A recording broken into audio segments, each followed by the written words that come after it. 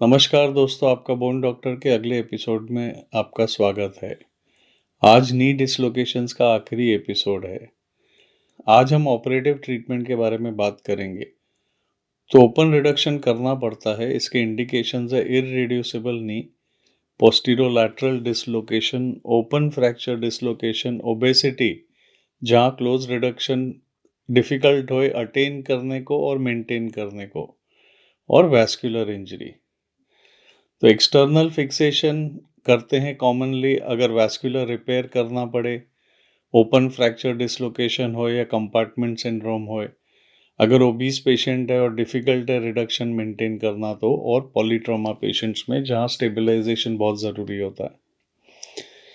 Delayed ligamentous repair reconstruction करते हैं क्योंकि इन इंजरीज में लिगामेंट्स डैमेज होते हैं, इंस्टेबिलिटी होती है और ये लिगामेंट रिपेयर ज़रूरी होता है आफ्टर सम टाइम।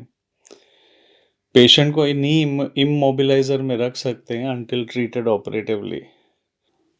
जितना आप अर्ली ट्रीट करें उतना आउटकम्स अच्छे होते हैं विद इन 3 वीक्स। तो क्लोज रिडक्शन की टेक्निक क्या है? एंटीरियर डिसलोकेशन के लिए ट्रैक्शन देते हैं और एंटीरियर ट्रांसलेशन करते हैं फीमर का। पोस्टीरियर डिसलोकेशन के लिए ट्रैक्शन देते हैं, एक्सटेंशन और एंटीरियर ट्रांसलेशन करते हैं टिबिया का। मीडियल और लैटरल डिसलोकेशन में ट्रैक्शन और मीडियल या लैटरल ट्रांसलेशन करते हैं। रोटरी सबलक्सेशन या डिसलोकेशन में एक्सियल लिम्ब ट्रैक्शन देते हैं और रोटेशन ऑपोजिट डायरेक्शन में करते हैं डिफॉर्मिटी का। स्प्लिंटिंग हमेशा 20 या 30 डिग्री फ्लेक्शन में करना चाहिए इमीडिएटली आफ्टर रिडक्शन। जब क्लोज रिडक्शन नहीं काम करती तो ओपन रिडक्शन करना पड़ता है। स्किन में मिडलाइन इंसिशन लेते हैं और अंदर मीडियल पैरापटेलर आर्थरोटोमी करते हैं। सॉफ्ट टिश्यूज को कैसे हैंडल करते हैं? मीडियल कैप्सूल को पुल ओवर करना पड़ता है ओवर मीडियल कॉन्डाइल अगर बटन होल्ड है तो। Acute associated soft tissue injuries को एड्रेस करना पड़ता है, जैसे पटेला टेंडन रप्चर हो गया, पेरीआर्टिकुलर एवल्जन या डिस्प्लेस मेनिस्कस। इन चीजों में एक्यूट रिपेयर करना पड़ता है। बोन वर्क में पेरीआर्टिकुलर फ्रैक्चर्स अगर होए तो इन्हें एक्यूरेटली फिक्स करना पड़ता है, या तो स्पैन करते हैं एक्सटर्नल फिक्सेटर के साथ डिपेंडिंग ऑन सर्जन प्रेफरेंस, और डिलेड फिक्सेशन करते हैं। इंस्ट्रूमेंटेशन में नी स्पैनिंग एक्सटर्नल फिक्सेटर देते हैं 20 to 30 डिग्री फ्लेक्शन में, और न्यू रिड्यूस्ड होना चाहिए एपी और सैजिटल प्लेन्स में। अर्ली लिगामेंटस रिकंस्ट्रक्शन अगर 3 हफ्ते के अंदर किया तो रिजल्ट्स बेटर होते हैं। अप्रोच होती है आर्थ्रोस्कोपिक वर्सेस ओपन।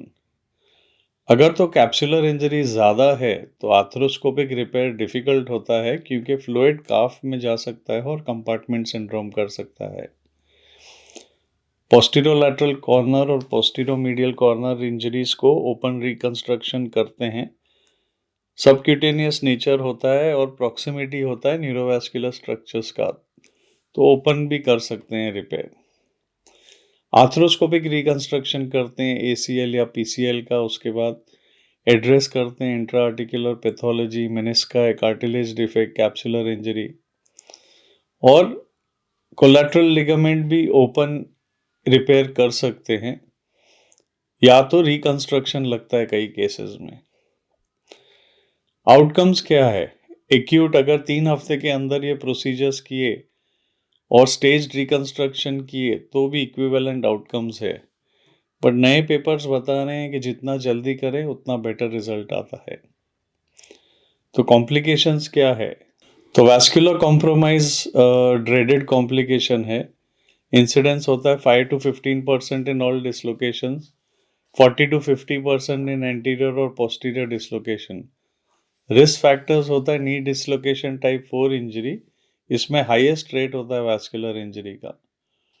ट्रीटमेंट होता है इमरजेंट वैस्कुलर रिपेयर और प्रोफिलैक्टिक फेशियोटोमीज, क्योंकि इन केसेस में कंपार्टमेंट सिंड्रोम का रिस्क होना बहुत हाई है। फिर दूसरा कॉम्प्लिकेशन हो सकता है आर्थ्रोफाइब्रोसिस। मोस्ट कॉमन कॉम्प्लिकेशन है 38% पेशेंट्स में होता है। जितना आप डिले करो मोबिलाइजेशन और ट्रीटमेंट उतना स्टिफ होगा नी स्टिफनेस अवॉइड करना चाहिए। अर्ली मोशन के साथ आर्थ्रोस्कोपिक लाइसिस कर सकते हैं एडिशंस का, या मैनिपुलेशन कर सकते हैं under anaesthesia to maintain movement. Laxity या इंस्टेबिलिटी का इंसिडेंस 37% है। रीडिस्लोकेशन अनकॉमन है, ट्रीटमेंट होता है ब्रेसिंग या revision reconstruction. Peroneal nerve injury का इंसिडेंस है 25%। 50% रिकवर करते हैं पार्शली। रिस्क फैक्टर होता है anterior dislocations. Ankle foot orthosis देना चाहिए to prevent ankle equinus contracture. Foot drop होता है पेशेंट को, अगर एंकल फुट ऑर्थोसिस नहीं दिया तो एंकल फिर नीचे की तरफ झुक के फिक्स हो जाता है। न्यूरोलाइसिस या एक्सप्लोरेशन करते हैं नर्व का कभी कभी at time of reconstruction. Nerve repair या रिकंस्ट्रक्शन करना पड़ता है, लेकिन ये सक्सेसफुल नहीं हो तो टेंडन ट्रांसफर करना पड़ता है।